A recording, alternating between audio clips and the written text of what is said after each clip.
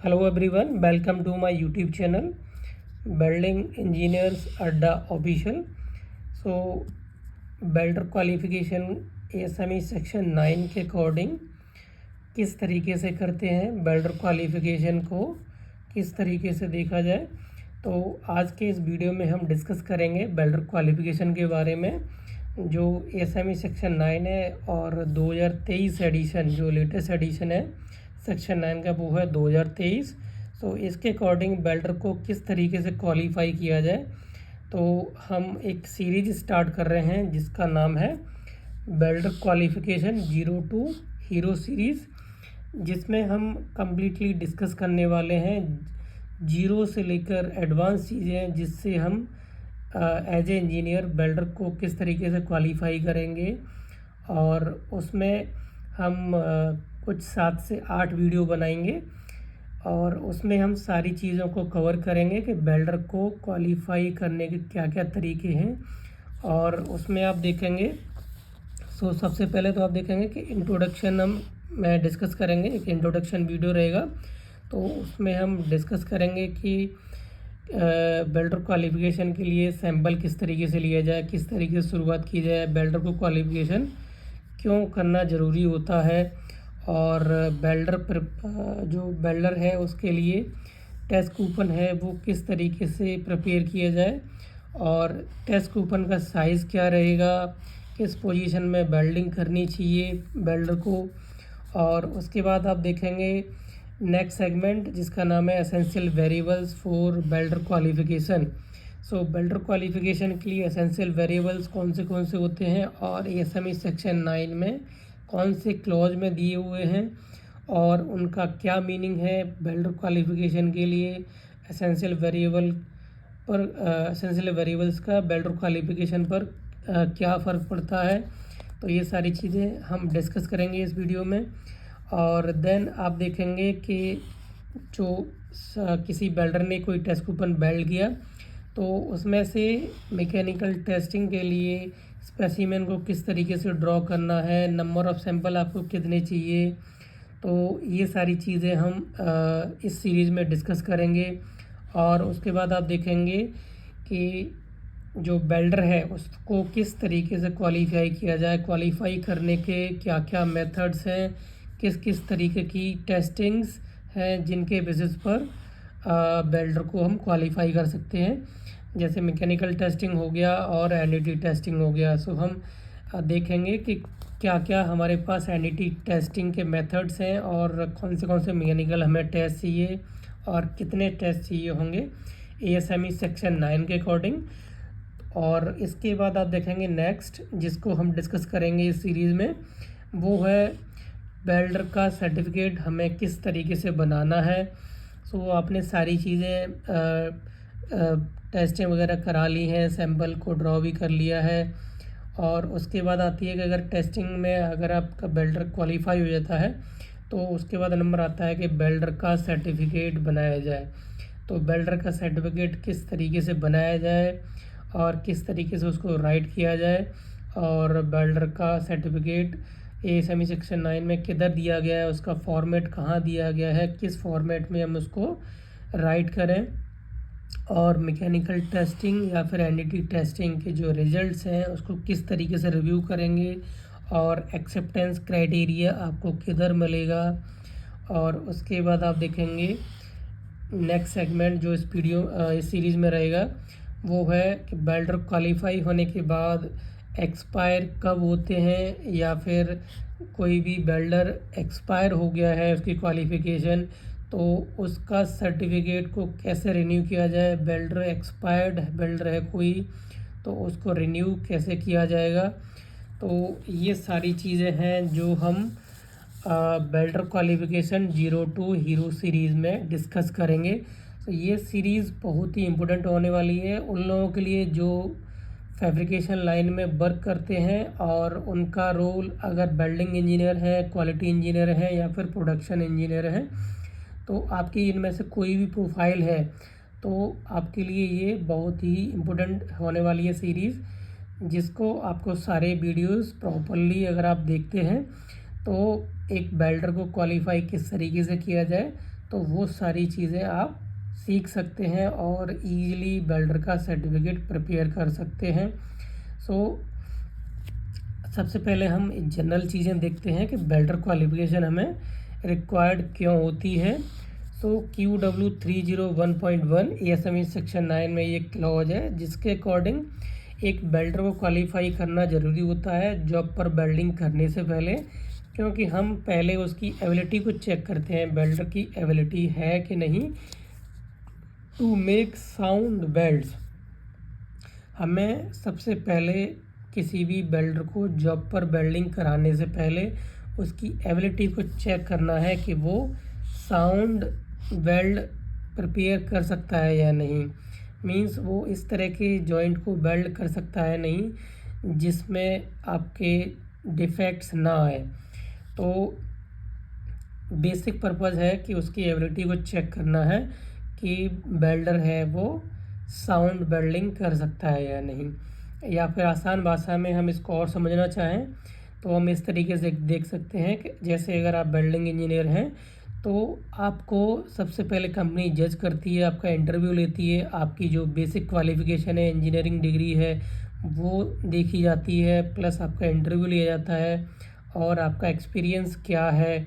तो वो सारी चीज़ों के बेसिस पर कंपनी जज करती है, देन आपको वो जॉब रोल ऑफ़र करती है। तो वही वैसे ही आप देखेंगे कि वेल्डर क्वालिफ़िकेशन के केस में भी है। अगर आपको किसी भी जॉब पर वेल्डिंग करवानी है एक वेल्डर से, तो पहले आप चेक करेंगे कि मैं जिस जॉब पर वेल्डिंग कराने जा रहा हूँ तो वो वेल्डर क्वालिफाइड है या नहीं, वो प्रॉपरली वेल्ड कर पाता है या नहीं। तो ये सारी चीज़ें आपको किसी भी जॉब पर वेल्डिंग कराने से पहले आप देखेंगे कि वेल्डर है वो क्वालिफाई है या नहीं। तो हर ऑर्गेनाइजेशन का ये प्राइम ऑब्जेक्टिव होना चाहिए कि आपने जॉब पर वेल्डिंग कराने से पहले वेल्डिंग ऑपरेटर्स और वेल्डर्स को क्वालिफाई कराए। तो जो भी वेल्डिंग प्रोसेस यूज़ करता है वेल्डर, तो उसके लिए उसको पहले क्वालिफाई करना ज़रूरी होता है, क्योंकि कोई भी क्लाइंट होगा वो सबसे पहले वेल्डर का सर्टिफिकेट देखेगा जिसके बेसिस पर वो गो ऐड देगा। तो सबसे पहले ज़रूरी होता है कि किसी भी वेल्डर को वेल्डिंग का काम देने से पहले उसको क्वालिफाई करना ज़रूरी है। और जो WQT वेल्डर क्वालिफिकेशन टेस्ट या फिर WPQ टेस्ट कूपन बोलते हैं जिसको, तो उस पर वेल्डिंग की जाती है वो एक क्वालिफाइड WPS या फिर एक स्टैंडर्ड WPS के बेसिस पर की जाती है। और वेल्डर क्वालिफिकेशन है वो एसेंशियल वेरिएबल्स से लिमिटेड होती है, या फिर सिंपल भाषा में बोलें तो वेल्डर क्वालिफिकेशन है वो एसेंशियल वेरिएबल्स में चेंज होने से वेल्डर को रिक्वालिफिकेशन कराने की ज़रूरत पड़ जाती है। क्योंकि एसेंशियल वेरिएबल्स का मतलब ही होता है कि उनमें अगर कोई भी एक वेरिएबल अगर चेंज हो जाता है तो वेल्डर को दोबारा हमें क्वालिफाई कराना होता है। एग्जांपल के लिए देखें तो अगर आपने किसी वेल्डर को 3G पोजीशन में वेल्ड कराया हुआ है, तो अगर आपके पास कोई 4G पोजीशन की जॉब पर वेल्डिंग करानी है तो उसमें हमें फिर से वेल्डर क्वालिफाई कराना होगा, क्योंकि जो 3G पोजीशन है उससे हम 4G में क्वालिफाइड नहीं हो सकते हैं। तो ये एक एसेंशियल वेरिएबल है पोजीशन। तो इस तरीके से हम एसेंशियल वेरिएबल्स को देखते हैं। और इसी तरीके से वेल्डिंग ऑपरेटर्स हैं, तो उनकी भी क्वालिफिकेशन है वो एसेंशियल वेरिएबल से ही लिमिटेड होती है। मतलब जो एसेंशियल वेरिएबल्स हैं उनमें भी अगर कोई भी चेंज होता है तो वेल्डिंग ऑपरेटर को भी हमें दोबारा से क्वालिफाई कराना होता है। और इसी तरीके से हर वेल्डिंग प्रोसेस के लिए एसेंशियल वेरिएबल्स हैं वो डिफरेंट हैं। और आप देखेंगे कि हर वेल्डर को एक आइडेंटिफिकेशन सिस्टम होता है जिसको बोलते हैं वेल्डर आइडेंटिफिकेशन सिस्टम। तो हर वेल्डर को कंपनी एक आइडेंटिफिकेशन नंबर अलॉट करती है। तो आइडेंटिफिकेशन करने के लिए या तो एक नंबर दे सकते हैं, या फिर कोई एक सिंबल अलॉट कर सकते हैं, या फिर हम एक लेटर दे सकते हैं। तो लेटर में जैसे हम मान के चलिए कि A दे दिया, या फिर B दे दिया, या फिर कोई नंबर दे दिया, तो उसमें किसी भी एक मेथड से हम आइडेंटिफिकेशन नंबर दे सकते हैं। तो इस वीडियो को हम आगे स्टार्ट करते हैं, जिसमें हम देखेंगे कि अब हम एक एग्जांपल लेंगे जिससे हम बेल्टर क्वालिफिकेशन सीरीज़ को स्टार्ट करेंगे। इसमें हम सबसे पहले देखते हैं कि हमने इंट्रोडक्शन पार्ट है वो कवर कर लिया है।